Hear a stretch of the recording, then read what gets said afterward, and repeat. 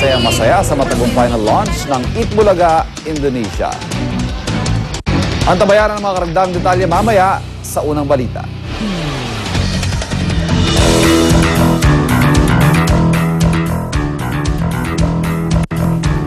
Mga kapuso, sa Lunes na po ang ikatlong State of the Nation Address o SONA ni Pangulong Noynoy Aquino at ayon sa palasyo, ilalahad ng Pangulo ang mga nagawa ng kanyang administrasyon, partikular na sa kampanya kontra korupsyon.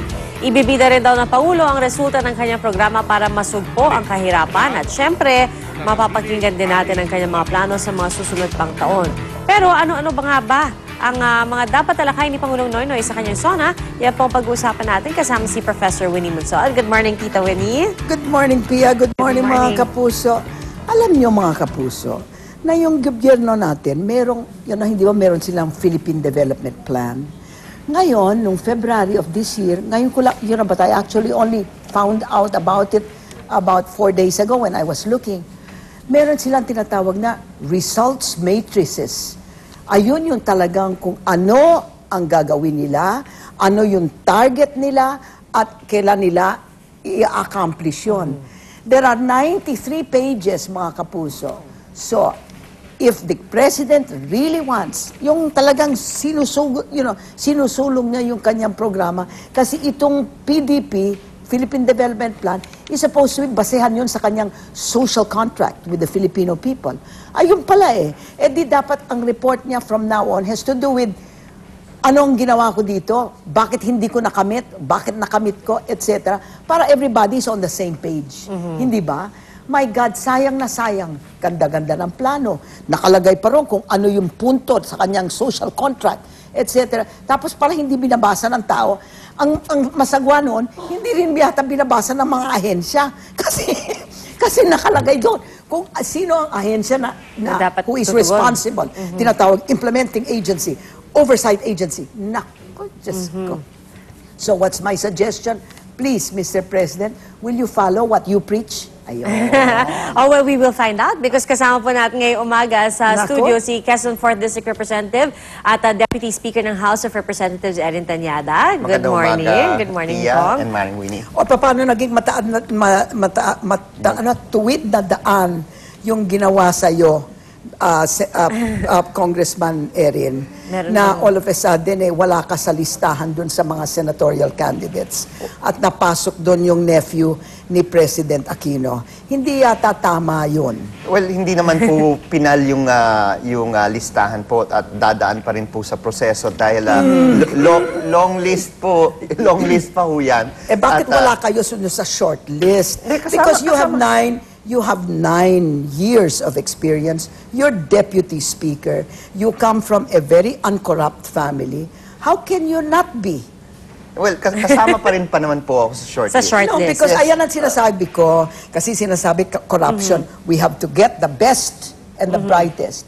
That must be, that kailangan po mga kasama. And I think, Congressman Tanyada, that includes even your candidates for elective positions, hindi ba? Tama po yun. At pinag-aaralan. Ano naman ang ginagawa mo? Well, pinaabot po namin naman yung intensyon ko talaga na tumakbo sa darating na halalan at yan kasama sa lahat ng mga kinokonsidera ng ating Pangulo at titingnan ho natin kung ano yung magiging final na desisyon.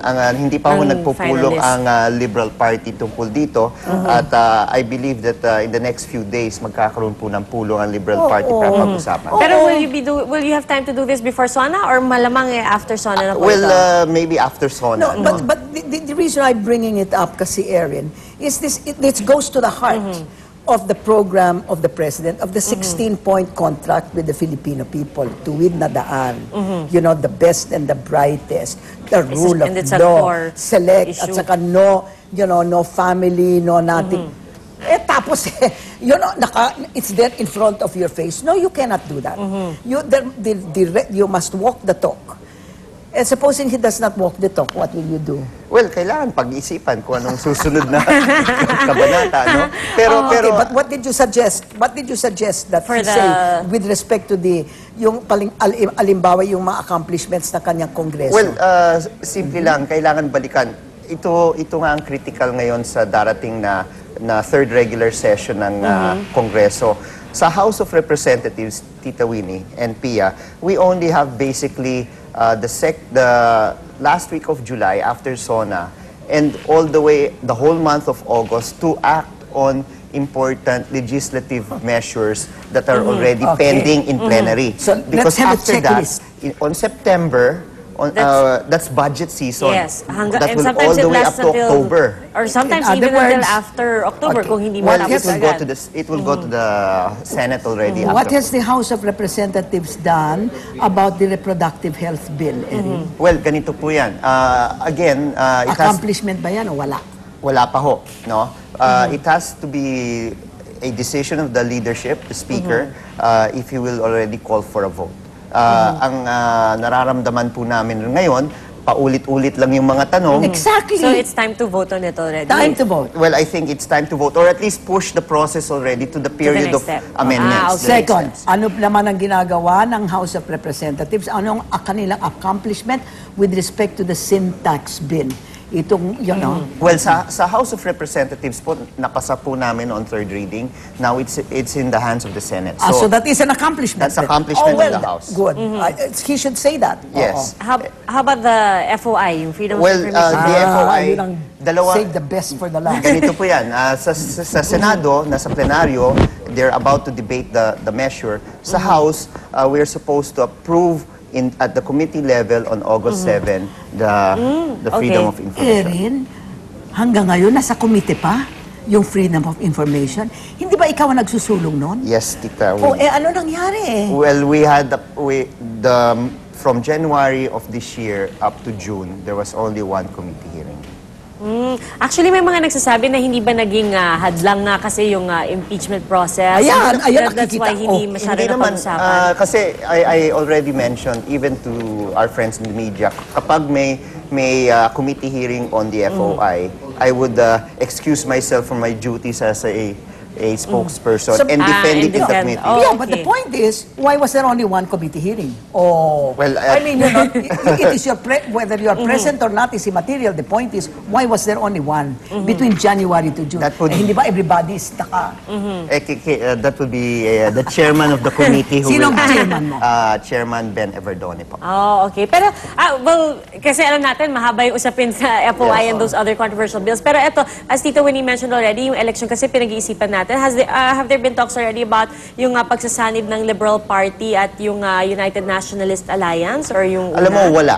To tell you frankly, Not wala. even What is a parang United National? the una. You mean they're going to all meet? There are questions, but are there There's talks? none. There's Ah, no okay. talk. Jesus. It came out just in the newspapers because there was an interview made kay Congressman J.V. Ejercito. And then suddenly, it was made a banner headline. Oh, okay. So walang posibilidad. Without any talks even having transpired. Wala. There was and none. walang posibilidad. Pero hindi ba ayan ang nangyari between the Liberal and Nationalista? All of a sudden it's there was no talks? There are talks now. Tita, there are talks. There are talks now. Okay. Ayan na naman. But, Advanced stages. Ayan na naman. Alright. Dirty Well, do you have a politics, mga deadline? kapuso. I mean, the party deadline for finalizing your list of candidates? Well, ang sinabi po nung ako'y nakipagpulong sa mga matataas na pinuno, sometime late in August or Late early August. September because October pa naman raw Yung, yung filing filing. of certificate of candidacy. Alright. Well, abangan po namin kung anong magiging itsura ng listahan na yon. Maraming salamat dapat po. pag-usapan niya ni President Aquino kung bakit all of a sudden nag-fight siya kay Manny Villar and all of a sudden they're together like kissing cousins. Kung Hindi naman yata- magkaroon nga ng... Yun nga ang kwan kailangan No. ilatag talaga yung Yes. ano yung terms of To me, engagement. I would be interested to listen to All what right. is that. Well, let's see how it's gonna pan out on Monday. But Deputy Speaker and Representative Erin Tanyada, maraming salamat po Maraming sa inyong salamat, Pia. Did I pagdalo. And of embarrass course, you? kay Tita Winnie, Professor Winnie Monsod, maraming salamat din po. Have a nice day. Oras na po para sa unang balita.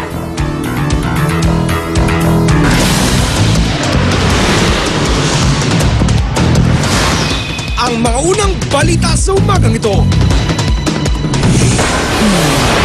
Pabrika ng plastic sa barangay Dalandanan, Valenzuela, nasusunog.